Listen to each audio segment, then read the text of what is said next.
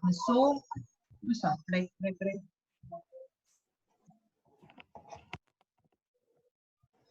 Boa noite, povo. Boa noite. Todos bem?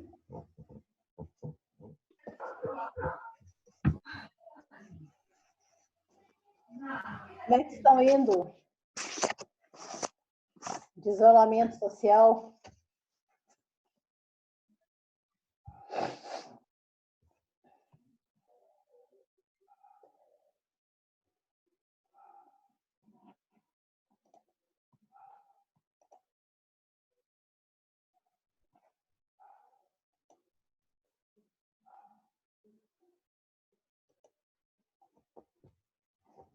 Hã?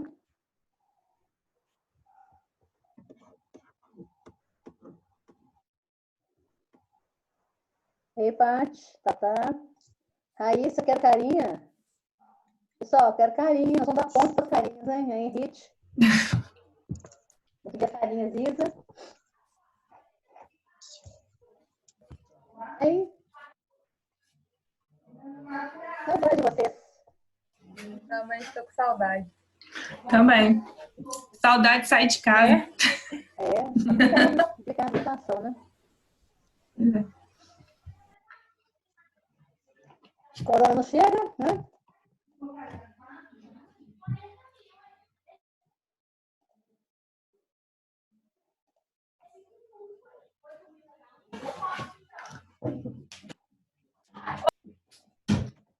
Olha ali. Pessoal, vou começar, tá? O pessoal vai chegando aí e pra gente não perder tempo. Todos estão me ouvindo? Jerusa, Edson, estão aí? Raíssa, cadê a carinha? Patrícia, desativa o seu áudio, tá dando eco. Tá, peraí. Isso. Todos me ouvindo bem? Então, boa noite, né? A gente está dando sequência aí às nossas aulas. Eu hoje peguei um conteúdo um pouco mais prático, até porque para ver se a gente tem uma aula mais dinâmica.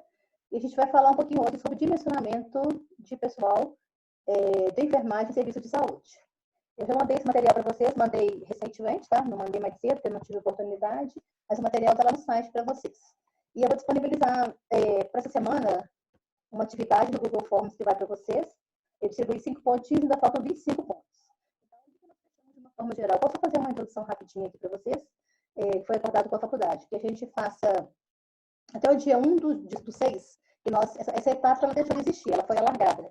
E aí nós vamos alçar até mais ou menos final de maio os 30 pontos. E a gente lança essas notas no dia 1º do 6. Eu combinei com os professores que até o final do mês de abril que a gente já coloque os primeiros 15 pontos e que o restante fique para o finalzinho, para vocês terem noção das notas que estão chegando aí para vocês. Alguns professores já deram atividades, outros ainda não, mas estamos caminhando, né? A gente estava com uma adesão boa essa semana, um comunicado aí, que até uma coisa que a FAPAC fez, e não sei como foi ter acesso a alguns alunos, e aí a adesão nossa caiu com relação às lives, às videoaulas. Mas, assim, nós estamos dando seguimento à nossa vida normal, é o que a gente tem hoje para oferecer para os nossos alunos, e eu acho que dá para a gente melhorar essa ferramenta, aprimorar, aprender a trabalhar com ela, e a gente não tem, por enquanto, uma prévia do retorno das aulas, né? Falou-se em meados do mês de maio, até 13 de maio, mas não tem nada definido, porque a gente está com essa situação, né, do Covid alargado. Então, a gente não sabe como que realmente vai chegar. Se vai continuar alargado, vai adoecer aos poucos, ou se realmente vai ter um boom aí, né, no sistema de saúde. Então, está dependendo muito do que o MEC preconizar. A gente tem que fazer da sequência, dar o que a gente tem de teórico e a seguir a gente complementa com as práticas. Né? Não teremos mais as etapas, vai ser mais ou menos tudo uma coisa só. E seguindo, né, com os conteúdos, vamos andando e disponibilizando esses pontos para a gente poder conseguir não perder muito conteúdo. Vocês vão ter que fazer, né, a parte prática, isso não vai isentá-los do estágio, a não ser que sejam convocados, né, se tiver uma situação realmente de pandemia, vocês trabalharem, isso pode ser até contabilizado, mas a gente não tem nada certo, nada de concreto até o momento, então a gente vai dar seguimento às nossas aulas aí. Alguém quer falar alguma coisinha antes de eu começar o conteúdo? Querem falar? Oi para o restante que está acabando de entrar aí. Saudades, né? Das aulas, do contato. Começar a trabalhar, tem jeito? Olha, sei lá, é complicado, né? Tá muito complicado, né? Essa Fazer semana aí, estágio, gente. Vou fazer estágio. isso, né? Complicou o esquema aí de todo mundo. Eu tô trabalhando igual uma doida, porque minha ajudante tá afastada. Tô fazendo seus vídeos do trabalho da NASA, fica pensando em alguma coisa pra você fazer, né? E hospital bombando. Então, tô trabalhando igual eu nunca trabalhei na minha vida. Trabalhando, ver se Ô, Sandra, eu não sei se é só o meu, Não, mas tá o som ruim. tá muito ruim. Tá ruim? Tá. Tá bem ruim? Tá dando, tipo, E agora? interferência? Não E sei, tá agora? bem ruim. Também. Continua, pra mim continua. Ô, Sandra, às vezes é o seu fone que tá com algum problema, entendeu? Aí tá dando, parece que é tipo uma interferência no fone, parece. Olha o plug aí, É, Sandra, olha, conectado. Eu achei até que era o sinal da minha internet, até troquei de lugar porque estava ruim. Fone, tô sem microfone. Como é que tá minha voz aí? Dá pra ouvir? Melhorou? Fez alguma diferença? Eu tirei o fone. Estão me ouvindo? Tá ruim. Tá ruim.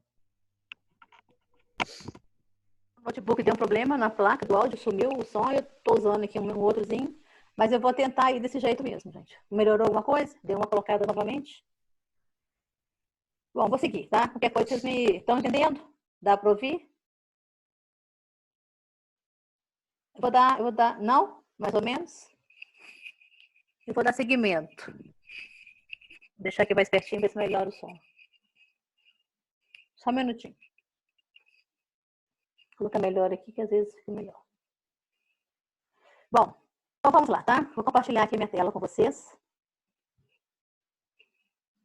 E vamos trabalhar, então. Vamos começar a trabalhar. Essa vai ser uma aula um pouco extensa, porque ela é bem compridinha, mas a gente vai introduzi-la hoje, tá? Então, uma das nossas atribuições de grande relevância, principalmente para a gerência de enfermagem, é quando a gente fala de dimensionamento de pessoal de enfermagem em instituição de saúde.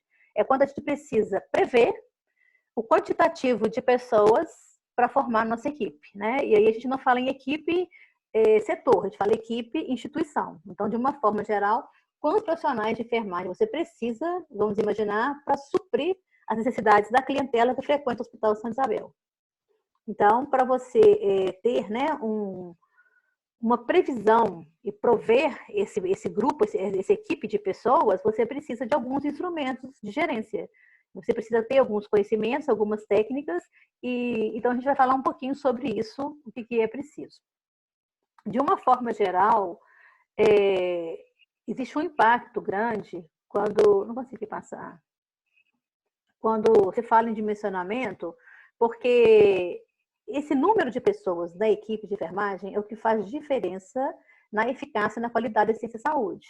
Então, eu volto a falar do Hospital Santa Isabel. O Hospital Santa Isabel é um hospital que tem recurso material excelente, né? Ele tem uma infraestrutura boa, não falta recurso material, ele tem equipamento, ele tem dimensão física, estrutura, mas ele tem um ponto fraco que é o recurso humano, né? A gente sabe que é difícil, que o quantitativo de atendimento versus equipe de enfermagem ele é pequeno, exceto em setores fechados, onde se consegue dimensionar dentro da legislação que é preconizado. Então, esse dimensionamento de pessoas, né, na enfermagem, ele, além de ser um fator positivo para quem faz a gestão, porque você vai dar qualidade, quando você consegue comprovar que realmente é bom você ter, você provar que o número de profissionais ele faz diferença, mas como você não tem, não consegue ter essa habilidade de colocar em prática, acaba virando também um ponto de conflito nas equipes. Por quê? Porque a cada dia, o que a gente tem mais hoje na saúde? Maior demanda de serviço, né? E você tem uma maior demanda e você tem um custo menor. O que os gestores querem que você faça como um gerente de enfermagem? Que você oferte qualidade com menor custo. Então, a gente tem uma lacuna aí muito grande, muito difícil. Quando, por exemplo, o serviço público como a FEMIG ela tem um dimensionamento diferente do COREM.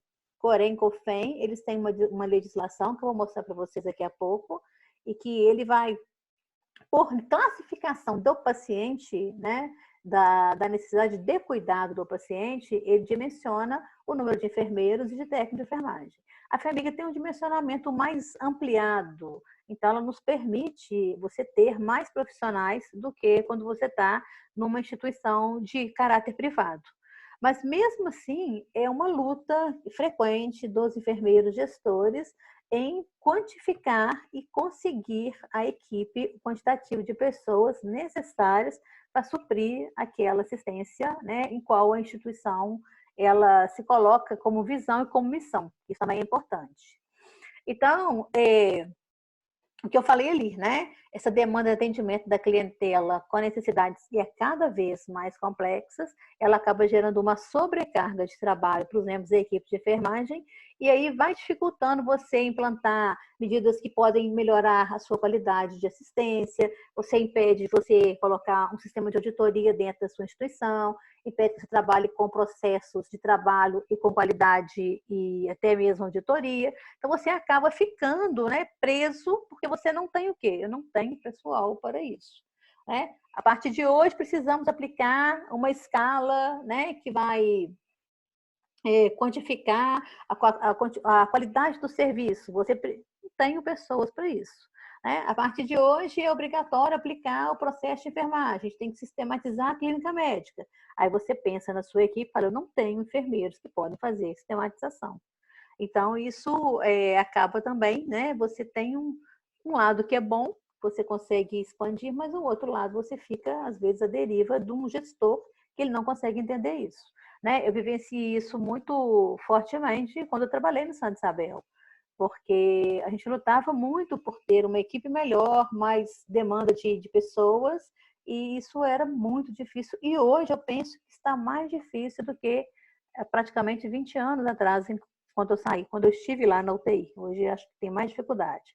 Apesar de ter, na época, 4 enfermeiros, hoje são 52, né? Segundo a Mônica Brasil, ainda falta mais quase 40% do quantitativo que ela tem, mas as coisas aumentaram, né? Os processos são diferentes, a gente tem hoje uma globalização, a gente tem muito equipamento, então, a cada dia essa demanda ela vai aumentando, né? Os processos vão aumentando e vão implementando também.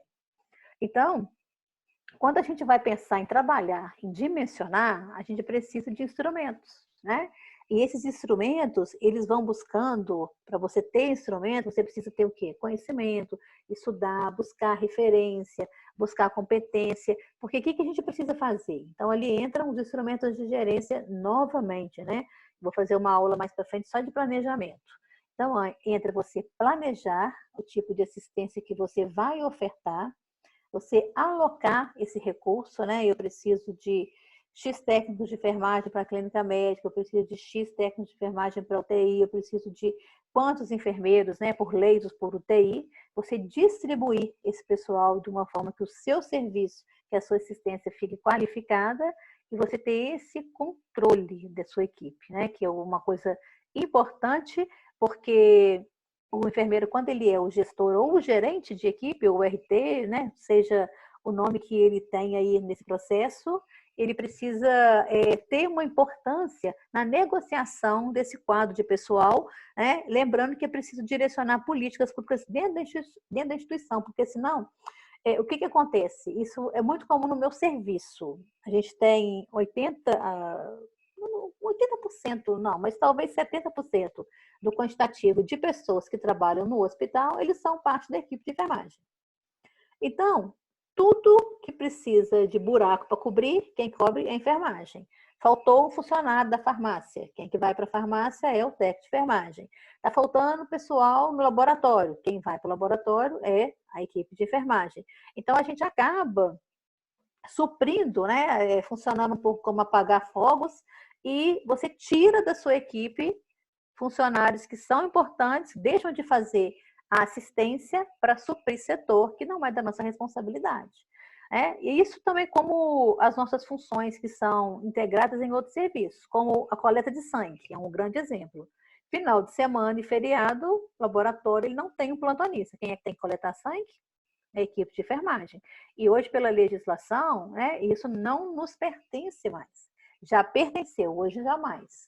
Então, a gente acaba cobrindo realmente as falhas da instituição, assumindo setores que não são de nossa competência, e aí a gente fica com, né, uma montante de trabalho grande e a nossa equipe realmente você não consegue trazer a sua assistência qualificada por ter que suprir essas, né, essas situações aí que geram impacto de uma forma geral na assistência. Então, quando você vai gerenciar essa equipe, é importante que você tenha voz, participação, seja ativo, né, e que consiga realmente negociar esse quadro de pessoal dentro dessa política de RH da sua instituição, porque senão você leva uma ferrada muito grande e todo mundo busca, né, os membros da equipe de enfermagem para inúmeras funções. Então, isso é uma coisa que a gente tem que dar muita atenção e só mesmo quando você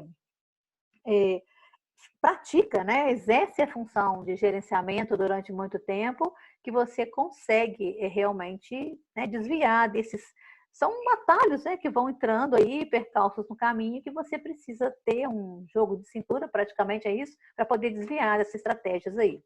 E aí, quando a gente vai falar em você ter habilidade, ter competência, nós temos uma situação que muito tempo correu com a enfermagem, e aí eu acredito que ainda decorra, que é esse planejamento empírico de você prover recurso humano para a sua equipe. Né? Então, o que acontece? Existem contas matemáticas, existem a vivência, né? No hospital que eu trabalho era assim, assim, assim, então a gente vai fazer assim. Né? Aí você coloca, por exemplo, um montante de pessoas no serviço de emergência, aí aquilo não dá certo, você vai lá e aloca outro recurso humano, e aí você vai, de acordo com a demanda que vai surgindo, vai se adequando. Né? E isso, o que acontece quando a gente não tem um guia, um checklist, um material científico, alguma coisa para você se embasar para poder fazer o planejamento, né? A gente acaba não compreendendo o comportamento, porque existem várias situações que vão interferir, que nós chamamos variáveis, na conduta e na dinâmica da sua equipe de enfermagem. Então, por exemplo, carga de trabalho, o tipo de trabalho executado, qual é o foco que a sua instituição de saúde, o que ela atende? É uma instituição cirúrgica? É uma instituição que tem terapia intensiva? Ela demanda curativos grandes? É como uma instituição que tem, né, pacientes que são sequelados e precisam de reabilitação, que você demora, às vezes, 1 hora num banho? Então, a gente precisa ter o perfil da instituição, contabilizar essa carga de trabalho da enfermagem, para você poder avaliar quais são os tipos de paciente que você vai trabalhar, qualquer tipo de assistência que você vai trabalhar, para você prever esse quantitativo que vai realmente ofertar aquela assistência ali. Então, a gente nós ainda fazemos muito planejamento empírico.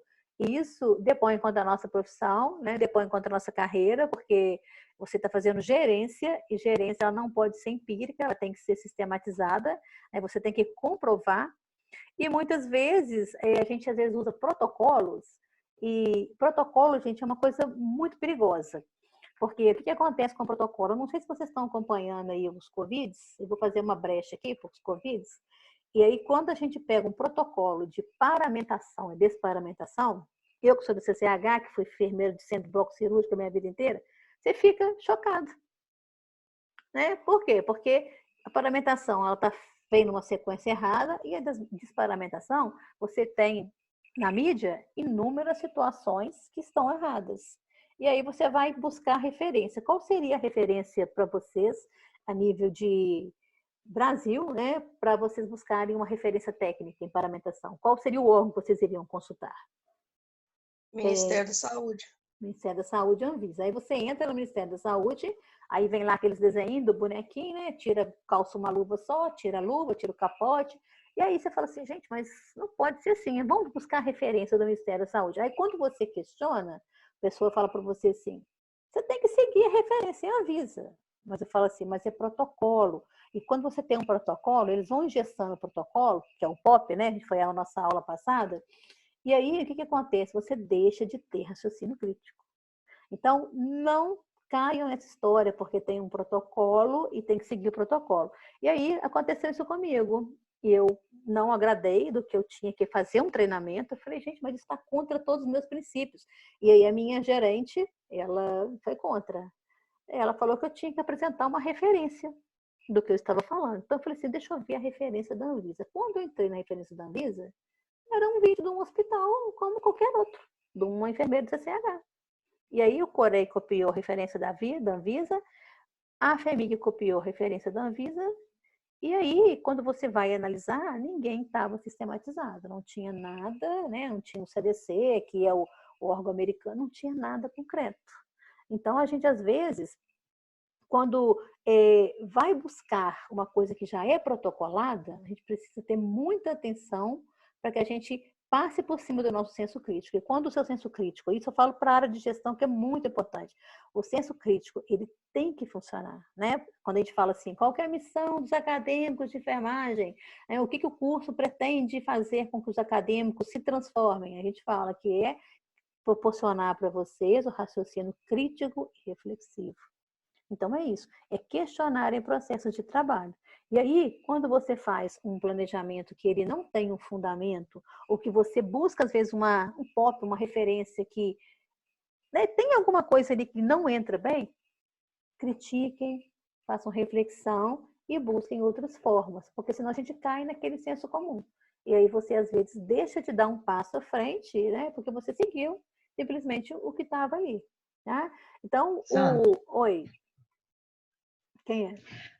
Helene, mas você não acha que de repente pode ter uma certa. É porque às vezes é um pouco diferente. Uma coisa é você, com anos de experiência, e você se colocar, você se posicionar, as pessoas têm um certo respeito em relação a você, o seu cargo, a sua história.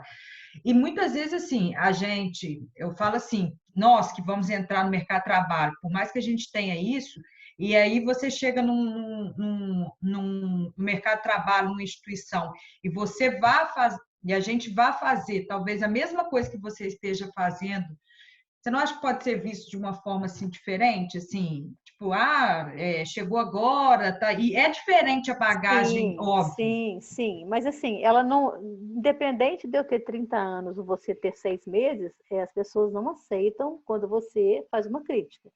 Não aceitam, tá? Então, assim, eu tive que buscar, né? Falei assim, gente, vamos ver, né? E outra coisa, nunca faça também isso sozinho, né? Porque eu juntei um grupo, né, de pessoas, de enfermeiras que têm realmente, né, pensam mais ou menos igual, e outras que não pensam, né, que têm pensamentos que seguem muito protocolos, e para a gente discutir. Né? Falei, olha, gente, veio assim, né, eu tenho 3 manuais aqui, eu tenho Anvisa, Corém e FEMIG, do mesmo jeito. Eu vou fazer e vocês, né, olhem e vejam, quero que vocês opinem. Então, o que eu fiz? Eu joguei no senso comum uma crítica que era só minha, e aí depois achei legal, porque o técnico de segurança do trabalho, ele foi assistir e ele falou assim, eu vi inúmeras críticas do protocolo do Corém. E aí foi ele lá fora, né, que chegou na história, que veio de fora, e que deu força para eu levar o que eu tava, né, o meu raciocínio, é uma visão crítica para frente. Então, assim, o fato de você, às vezes, compartilhar, Leni, ele te ajuda muito, tá? Ajuda muito, porque a gente, às vezes, tem um pensamento, as pessoas vão contra, e aí né, um número de pessoas vão sempre seguir, né? Sempre tem alguém que segue para lá e segue para cá, né? Bem Bolsonaro e o Mandetta, é bem assim que o negócio funciona. E então, assim, quando você expõe a sua dúvida, mas assim, né? A gente busca alguma coisa mais científica, né? Eu vou pegar o centro cirúrgico. Como é que a gente investe no centro cirúrgico, né? Eu falo lá para minha equipe. E aí as pessoas falam, mas ali é diferente, porque ali você está entrando no contaminado. Não é diferente. É a mesma coisa, porque a sequência de vestir é a sequência do desvestir. Né? Primeiro você põe a luva, o último você vai tirar a luva. Então, aí as pessoas começam a pensar de uma forma diferente, né? A Anvisa está mandando a gente calçar uma luva, tirar a luva e pôr a mão no capote. Né? Então, você questiona, mas por que você não pode calçar 2 luvas? Né? A gente está vendo aí todo mundo calçar 2 luvas. Então, a gente vai levando, né, esse questionamento, e não que eu tenha ganhado, não, tá? Eles querem que eu faça igual está ali no papel, está no protocolo. Mas aí eu recusei. Porque eu falei, gente, eu não posso fazer uma coisa que eu não acredito. Né? Então, assim, agora a gente está discutindo para entrar num senso comum Essa discussão ela tem que ser bem flexibilizada, é o que a gente aprende no final de carreira, né? É que você nunca pode colocar que é assim que é assado, tem que ser flexível, tem que ser compartilhado. E aí nós vamos chegar num senso, cada um vai dar uma ideia e a gente vai fechar o nosso treinamento diferente do que a Anvisa colocou, que a Corém e a Cofem colocaram e do que a própria FMI colocou, porque um foi copiando o outro.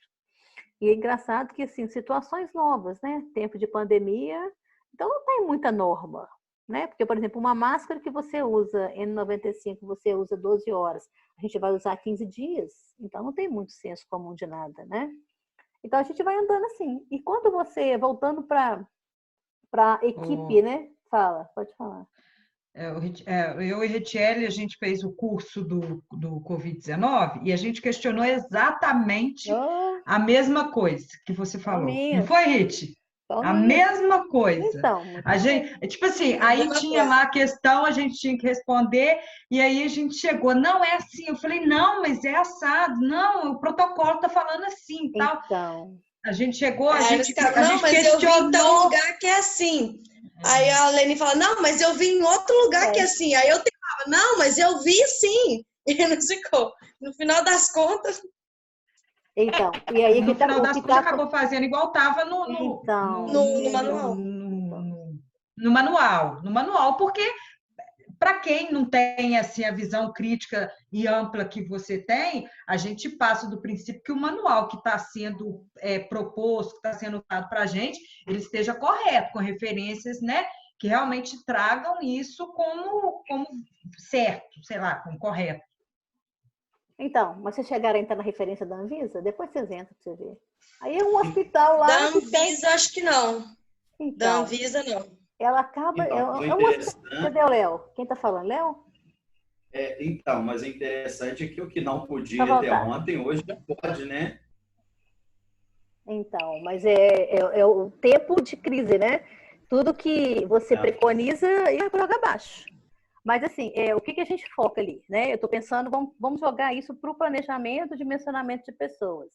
O que eu penso quando eu vou fazer um treinamento, eu tenho que montar uma área, né, de isolamento, que muitas pessoas foram contra, você tem que montar uma equipe para atender ali, e quando você tem correntes que não são favoráveis, né? A gente tem que pensar o seguinte, eu vou fazer o que eu sei para melhor para os meus funcionários, a minha equipe, né?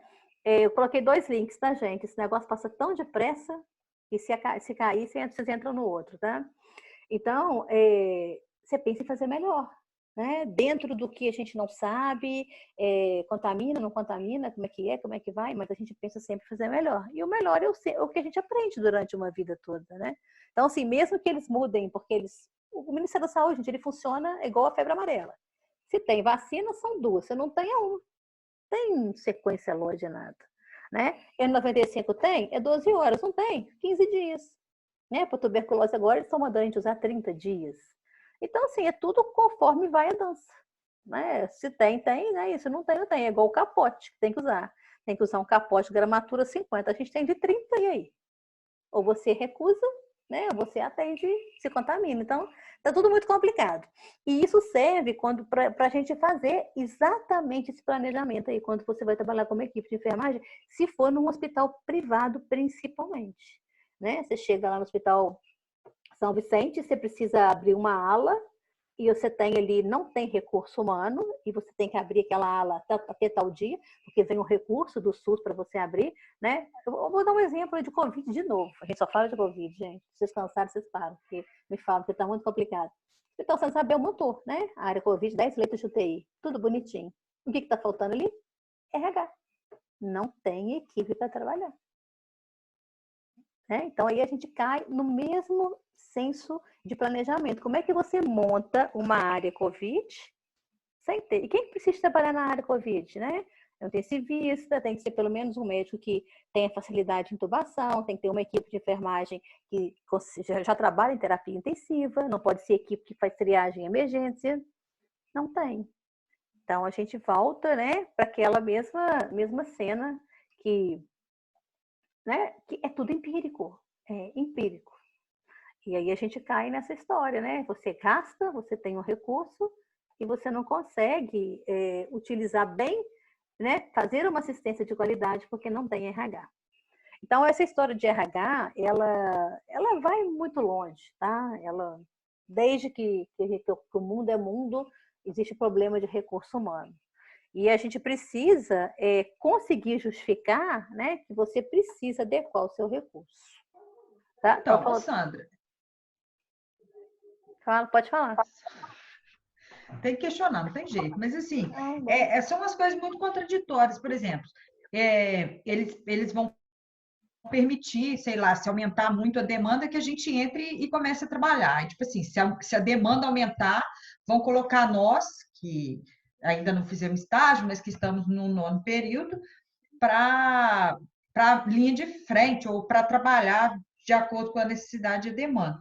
Mas talvez não seria melhor, nesse momento que ainda não tem crise, que ainda não estou falando você nem a nossa instituição, estou falando de forma ampla. Talvez não fosse esse o momento agora de colocar a gente lá no mercado de trabalho para a gente aprender, para aí sim, quando a demanda acontecer, a gente está preparado, porque eu vejo assim, você vai entrar depois, não sei, queira a Deus que isso nem chegue e a gente não precisa chegar a esse ponto. A gente vai chegar, a gente não conhece, que a gente não sabe onde está gás, que a gente não sabe onde está nada, e aí é tudo muito, não sei. Tipo assim, muito parece que está preparando, mas não sei, parece que não está preparando. É tudo não planejado, porque o que acontece? Eu penso que vocês vão entrar em campanha, tá? Vocês só vão entrar se abrir o hospital de campanha. E aí o hospital de campanha, ele não está planejado. Né? Então, vai ter uma área crítica, vai ter uma área de paciente convalescente, de paciente que não precisa, né, de terapia intensiva, e é essa área que vocês vão entrar. Eles devem fazer um treinamento, né, buscar recurso para treinar, e é isso que vai acontecer. Né? Não tem planejamento, realmente não tem planejamento. Então, é bem complicado mesmo. Né? Deveria ser feito de uma outra forma, mas não é o que vai acontecer mesmo, não é. Estão me ouvindo, gente? Tá, ok. Bom, então vamos andando aqui. Tá faltando 5 minutinhos, tá? Depois vocês entram de novo que eu vou abrir outra aula aqui. Bom, e aí quando a gente fala então de dimensionar, né? A gente precisa o quê? De investigar, né? Quando a gente fala investigar, é você ter resultado para você possibilitar que a sua instituição, o seu gestor, ele tenha conscientização do que você precisa saber. Rosângela, nós temos que abrir 10 leitos de UTI, mas eu preciso de contratar 2 médicos intensivistas, mais 2 enfermeiras, mais 5 técnicos de enfermagem, né? E aí você realmente vai satisfazer para aquilo que você quer. Só que o negócio, você tem que às vezes montar, mas não está funcionando, né? Mas você tem a verba. Se o leito estiver vazio, leito ocupado, o dinheiro vem quando você monta a estrutura. Então, a gente tem que usar desse recurso, conhecer normatização, como é que funciona, MP, RDC, né? Então, eu vou abrir 5 leitos de UTI, vou ganhar R$1.200 por cada um deles, eu tenho como prover esse recurso humano aí. Okay? Então, é isso que a gente precisa trabalhar. E aqui fala, né, o que eu falei agora mesmo, com relação ao instrumento de trabalho, que a gente possa quantificar esse número de pessoas que a gente precisa para ter uma assistência de qualidade. Eu vou passar um videozinho, só que eu vou esperar entrar outra aula, para não perder no meio dele. Então, o que eu faço? Nós temos instrumentos empíricos, que são fórmulas, que são contas de dimensionamento de pessoas, mas nós temos também escalas que a gente pode aplicar, e a enfermagem hoje vem trabalhando com muitas escalas, e as escalas elas vão predizer para você se existe risco, se você consegue ter uma assistência de qualidade, e a gente escalonando o tipo de assistência por nível de paciente, classificando os pacientes, a gente consegue ter um dimensionamento mais próximo do que a gente necessita. Tá? 2 minutinhos. Eu vou esperar um pouquinho que eu quero passar um videozinho. Eu vou fazer uma brecha em termos de dimensionamento e vou entrar aqui para vocês com as escalas que hoje são trabalhadas na enfermagem. Existe uma escala que fala sobre dimensionamento e é essa que o COFEM, hoje existe uma normatização para que a gente trabalhe com essa escala, tá? Só um pouquinho que isso já está acabando e eu vou pular um slide antes para a gente falar um pouquinho, para me ter o tempo aqui. Então, olha só, quando se começou a falar em dimensionamento sistematizado, quando eu falo sistematizado, é referência bibliográfica, tá? Paulina Kurgand, 1998, enfermeira, doutora, professora da USP, né? Ela fala que dimensionamento de pessoal de enfermagem é um procedimento sistemático que fundamenta o planejamento e a avaliação do quanti e do quali. Então, quanto eu preciso e quem eu vou trabalhar. O qualitativo, porque não adianta eu ter muitos funcionários se eu não tenho qualidade na assistência. E essa assistência, esse número de pessoas, esse quanti quali, é para promover uma assistência que vai garantir, né, para aquele grupo de clientes o que eles demandam, de acordo com a estrutura que eu tenho, de acordo com a missão da minha instituição, que é cuidar de pacientes cirúrgicos, que é terapia intensiva, que é trauma, que é hemodinâmica, tá? E uma coisa importante, bem como a singularidade do serviço. Cada serviço, ele é de um jeito, não existe, né, uma fórmula que encaixa em todo o serviço. Por quê? Porque singularidade é especificidade. Então, eu preciso, né, planejar, avaliar, ter o que a minha instituição trabalha, né, em termos de estrutura, de filosofia, de organização, e o que o meu serviço faz de diferente do seu. Né? O que esse andar faz, o que o outro andar faz, um a um, para eu poder dimensionar. Essa professora, a Paulina, ela... Cadê a fotinha da Paulina? Ela está aqui em cima. Vocês conseguem ter acesso? Aqui, quando eu abro, não abro. A Paulina, eu estou trabalhando com vocês o livro da Paulina. Tá? Esse livro é antigo, mas ela tem ele em edições mais recentes. E ela é excelente. Esse livro ele tem uma didática muito boa, muito bacana. Estou tirando meu material praticamente todo. Eu venho enriquecendo com alguns artigos. Vou trabalhar com a Fernanda também.